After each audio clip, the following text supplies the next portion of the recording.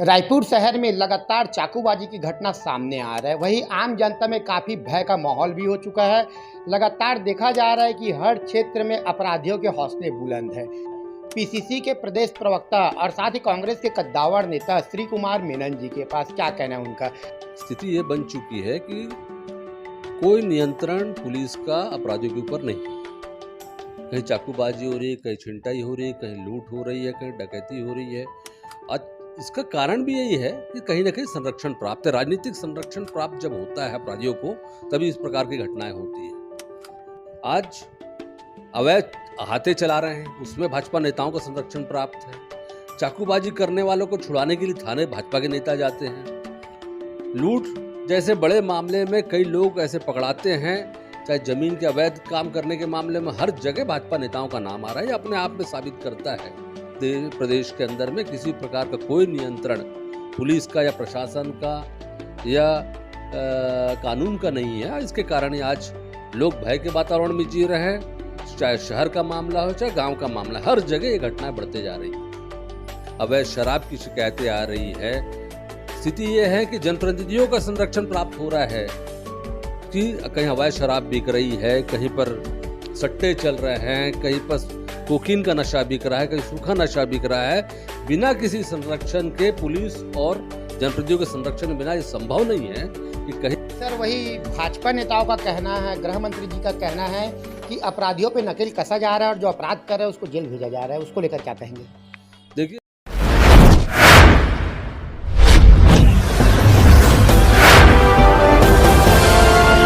रायपुर शहर में लगातार चाकूबाजी की घटना सामने आ रहा है। वहीं आम जनता में काफ़ी भय का माहौल भी हो चुका है। लगातार देखा जा रहा है कि हर क्षेत्र में अपराधियों के हौसले बुलंद हैं। इसी कड़ी में आज हम पहुंचे हैं पीसीसी के प्रदेश प्रवक्ता और साथ ही कांग्रेस के कद्दावर नेता श्री कुमार मेनन जी के पास। क्या कहना है उनका। सर, देखा जा रहा है कि लगातार आपराधिक प्रवृत्ति के हौसले बुलंद है, लगातार चाकूबाजी की घटना भी सामने आ रहा है। क्या कहेंगे इसको लेकर? देखिए, पिछले 1.5 साल से भाजपा में साय जी की सरकार है, विजय शर्मा जी गृह मंत्री जी। लेकिन स्थिति ये बन चुकी है कि कोई नियंत्रण पुलिस का अपराधियों के ऊपर नहीं। लगातार पिछले 1.5 साल के अंदर हम लोग हत्याएं, लूट, बलात्कार से लेके तमाम ऐसी घटनाएं, चाकूबाजी, रोजाना की खबरें हैं। ये आम बातें हो गई। अगर अखबार का एक पन्ना निकालेंगे तो 4-4, 5-5 खबरें इन्हीं बातों को लेकर कि कहीं चाकूबाजी हो रही है, कहीं छिनताई हो रही है, कहीं लूट हो रही है, कहीं डकैती हो रही है। आज इसका कारण भी यही है कि कहीं ना कहीं संरक्षण प्राप्त है। राजनीतिक संरक्षण प्राप्त जब होता है अपराधियों को, तभी इस प्रकार की घटनाएं होती है। आज अवैध अहाते चला रहे हैं, उसमें भाजपा नेताओं का संरक्षण प्राप्त है। चाकूबाजी करने वालों को छुड़ाने के लिए थाने भाजपा के नेता जाते हैं। लूट जैसे बड़े मामले में कई लोग ऐसे पकड़ाते हैं, चाहे जमीन के अवैध काम करने के मामले में, हर जगह भाजपा नेताओं का नाम आ रहा है। ये अपने आप में साबित करता है कि इस प्रदेश के अंदर में किसी प्रकार का कोई नियंत्रण पुलिस का या प्रशासन का या कानून का नहीं है। इसके कारण ही आज लोग भय के वातावरण में जी रहे हैं। चाहे शहर का मामला हो, चाहे गांव का मामला, हर जगह ये घटनाएं बढ़ते जा रही हैं। सर, बढ़ते हुए अपराध को लेकर क्या कांग्रेस पार्टी आगामी आने वाले दिनों में कोई आंदोलन खड़ा कर सकती है? निश्चित रूप से। इसके पहले भी हम लोगों ने मुख्यमंत्री निवास का घेराव किया था। अपराधों को, बढ़ती अपराधों के, बच्चों के बलात्कार के मामलों को लेकर, चाकूबाजी की घटनाओं को लेकर पहले भी किया है और आगे भी, क्योंकि अभी लगातार इस बारे में शिकायतें फिर आ रही हैं। अवैध शराब की शिकायतें आ रही है।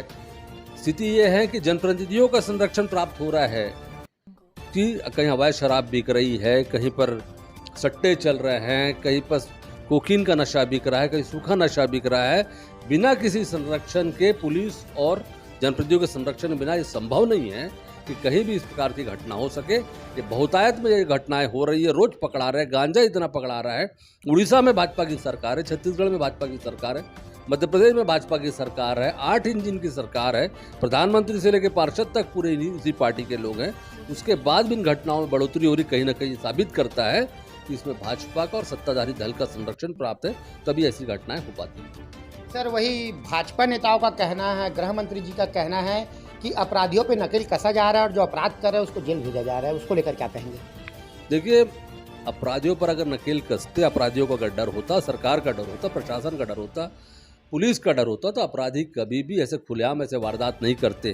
खुलेआम स्कूलों में कॉलेजों में जाकर धमकियां नहीं देते, प्रोफेसर टीचर मार खा रहे हैं, आम आदमी मार खा रहा है, चाकू मोबाइल चोरी से लेकर चैन छीनने की घटनाएं लगातार हो रही है, ताले टूटे जा रहे हैं। अगर ये सब बात कहीं ना कहीं साबित करती है कि जो विजय शर्मा जी बोल रहे हैं उन बातों में कोई तथ्य नहीं है, उनके बातों में कहीं भी कोई सच्चाई नहीं है, और सिर्फ जो बोल रहे हैं वो सिर्फ अपने विभाग की जो कमियां हैं उनको छुपाने का प्रयास कर रहे हैं, जबकि हकीकत ये है कि इस प्रदेश के अंदर कानून व्यवस्था का किसी प्रकार का कोई भी नियंत्रण नहीं है। ये हम सीधा जुड़े थे कांग्रेस के प्रदेश प्रवक्ता श्री कुमार मेनन जी से, जिन्होंने साफ तौर पे बताया है कि छत्तीसगढ़ में भाजपा सरकार का अपराधियों पे बिल्कुल भी नियंत्रण नहीं है। वही उन्होंने संरक्षण का भी आरोप लगाया है। इसी कारण से लगातार आपराधिक गतिविधियों में तेजी आ रहा है।